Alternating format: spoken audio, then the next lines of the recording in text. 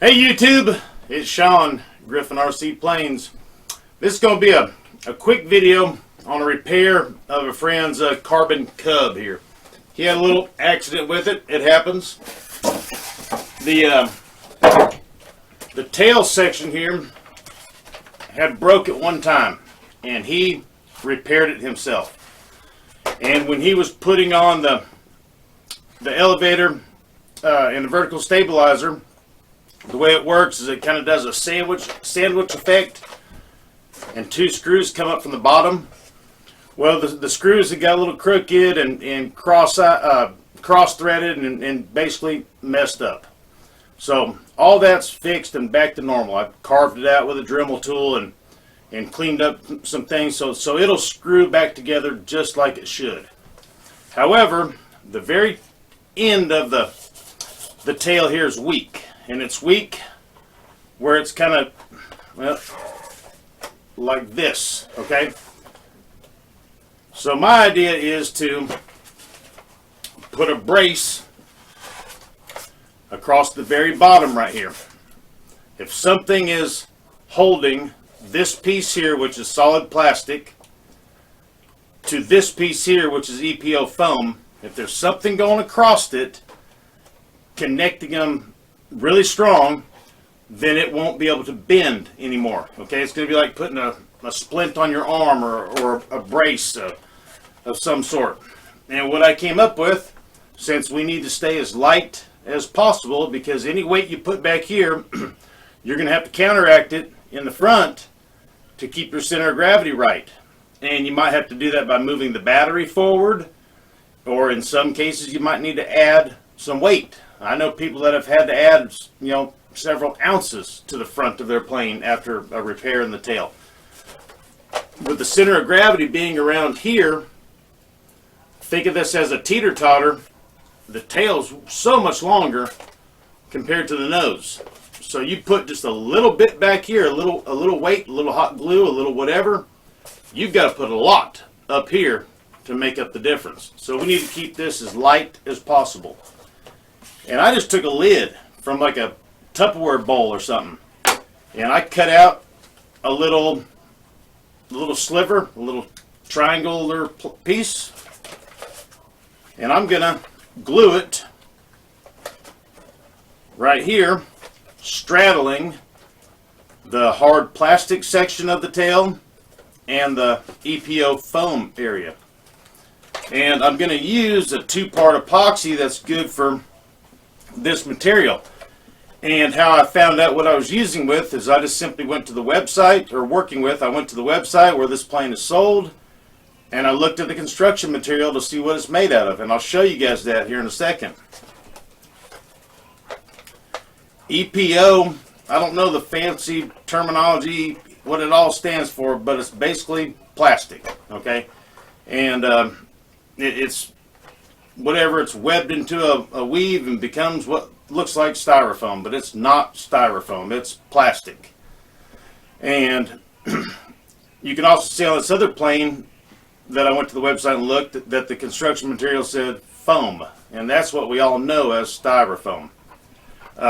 So you need to know what you're working with before you just start putting different glues and adhesives on things, because the chemical reaction could just dissolve your plane into nothing. Now, trust me, I've done it.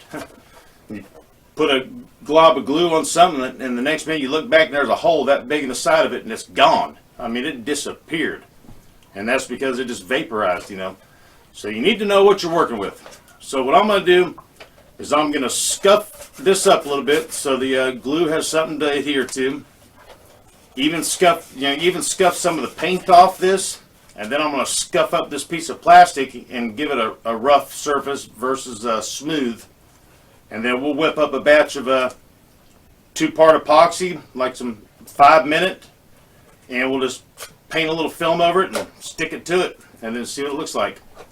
While I'm getting all that ready, this is how I found out what this plane was made out of. Alright guys, so how I found out what this plane was made of is I just simply went to the website where the airplane comes from, and sometimes you need to look in the manuals and sometimes you don't, but here I just started scrolling down And over in this area, it says, let's see, right here, durable EPO construction. That's tough yet lightweight. So that told me that it's made out of EPO foam, which is basically plastic. So that's how I know what kind of adhesive we can use.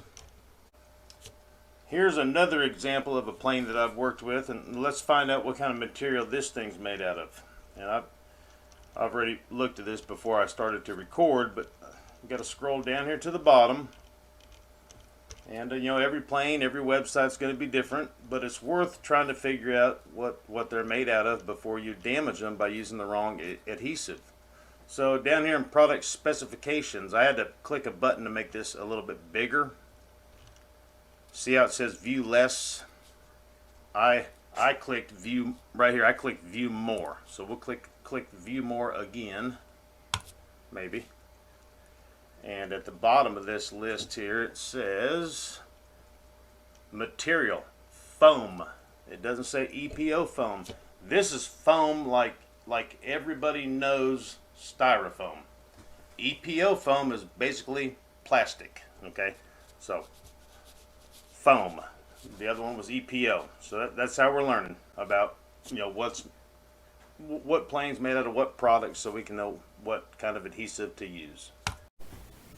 Here's a rather close-up of the old Tupperware lid or whatever. And here's my thought process, is this part right here is hard plastic. This part is foam from here to here. And then right here is just paper thin. It's basically just a covering after they put the push rods in and stuff. You know, this is more decoration. But from right here to here is solid EPO. And right here is hard plastic. This is the weak spot right here. You might be able to see it bending right here. I'm not pushing it very hard. I don't want to.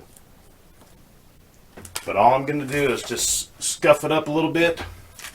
Got some 220 grit sandpaper, a little sanding sponge. You don't have to have these. You can use a block of wood or anything. I just happen to have them. And kind of give me a visual how much area I need to rough up, and go a little bit bigger than what you're roughing up. And you don't have to get the paint off. You just need to get the shine, get the slick part off of it, so the glue has something to stick to. You know, the chemical in the glue, if you didn't do this, it might just dissolve the layer of paint and not stick to anything else. And you can feel the difference.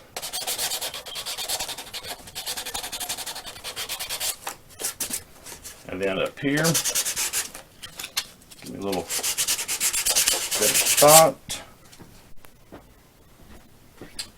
So I got some paper towels. Got my 2-part epoxy here. I got some rubbing alcohol. I got a stir stick. I got a brush to smear the epoxy around. And then I got my piece of plastic here. We've got one hole where a screw goes down. So real quick, I'm just kind of marking this with my eyes, and I'm gonna cut the hole out where the screw's gonna go in with a hobby knife. That's all.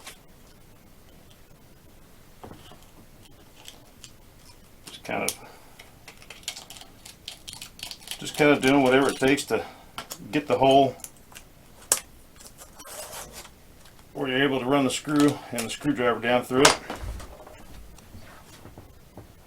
So we got our hole, and I'm going to mix up the epoxy, and let's do it. And rough up the plastic that we're going to glue down. You can kind of tell when it's roughed up, that changes color, kind of gets like a little foggy versus that clear. All right.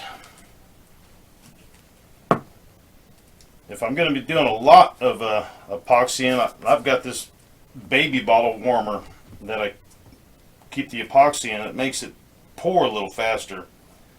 I went and ran this under the hot water for a second, but not quite long enough.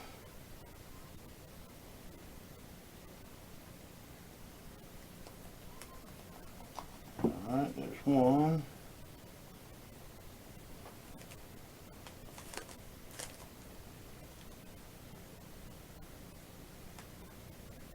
Supposed to mix it 50-50. You just kind of got to eyeball it. You can tell when you're at that mark. You can kind of see the puddle growing about the same size. So this is 6 minutes, so no time to waste here.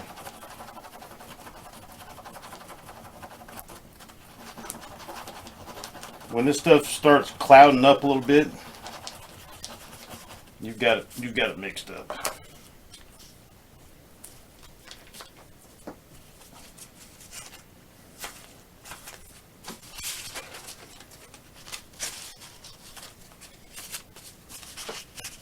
Good one. All right.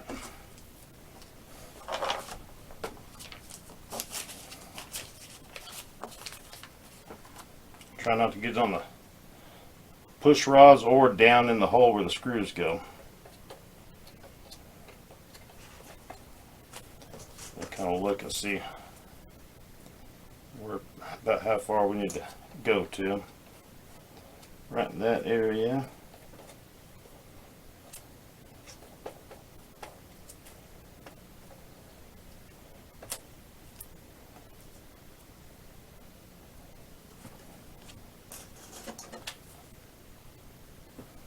All the way up to about there. All right. Yeah, this is going to take care of this. The next thing we'll do after it dries is, in another video, we'll assemble it and check all the control surfaces for them to make sure it's ready to go. I'll download the carbon cub and I'll put it in the DXE, because that's the exact transmitter that he's using, and we'll make sure it operates exactly like it should before we give it back to him this weekend.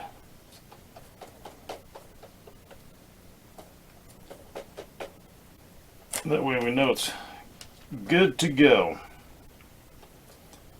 I think we're golden here. If I scrape a little bit more. I like to get a little bit more right where it transforms from the hard plastic to the EPO, just in case there's a low spot right there.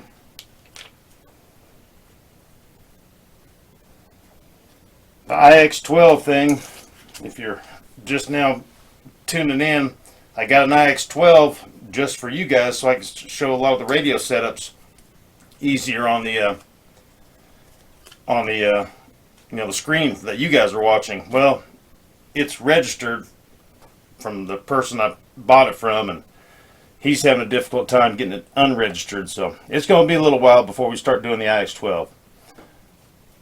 Then kind of just work it back and forth. That way, you're getting the the epoxy on all edges and stuff. Slide it back and forth, and I got my hole centered.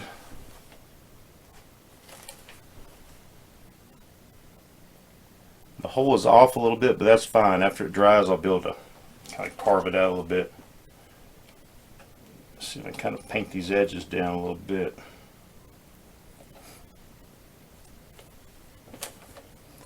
Don't have a whole lot more here. Plus the time is running out. You can tell by the stickiness of the epoxy that the 6 minutes is getting close. You can always go back and paint another coat over it, but now's the time where you don't want to touch it, because it's starting to make that bond, And you start messing with it right now, you're gonna start messing up what it's already got going on. It's doing its magic, so let's not disturb it. All right, let's let it dry here. Okay, we're gonna let that glue dry overnight real good. Might put a little thin layer of paint over it. We'll do one more video, just a short video of putting it back together, making sure the control surfaces are all perfectly straight like they're supposed to be. I'll download the carbon cub into my DXE transmitter so that it's exactly what he has, and we'll make sure that it is good to go for him before I give it back. Then after that, starting this weekend, Tim wanted to talk about some flight modes. We can do flight modes for days, but we'll start at the beginning of them and talk about some basic mixes, like elevator and flat mixes and trim setups for either. And then we'll even talk about the differences between flight modes in your transmitter and flight modes in the receiver, as far as the 636 or the forward programming flight modes. Those are two separate things. So technically, you could have a lot of flight modes. You can have your gyro set at this and your safe set at that, and call that two different flight modes. And then you can have in your transmitter, flaps halfway and your elevator this way, and your throttle set at 50% more on the throttle curve, and call that a flight mode. So there's lots of flight modes, but we'll talk about the basics, some of the mixes, and we'll just talk about flight modes. And we'll continue on showing you guys the transmitter stuff, me filming the screen of my DX9 or the NX8 or even the DX7S until we get the IX12 thing straightened out. Hey, if you're new to this channel, if you haven't subscribed, please do. The subscriber count going up is what keeps me doing this. It really does, man. And I just can't say thank you guys enough. I'd like to mail this to somebody in the next month, and I don't see why it couldn't be possible. I think since the birth of this channel, which was the end of November of last year, and I really didn't do anything till the middle of January, 25,000 views. So what's that, 5%? If that that low of a percentage would have subscribed, we'd already be there. But I understand it now, and I'm going to keep doing what I'm doing. You guys keep doing what you're doing. And until next time, hey, you'll see me here. Thank you, guys.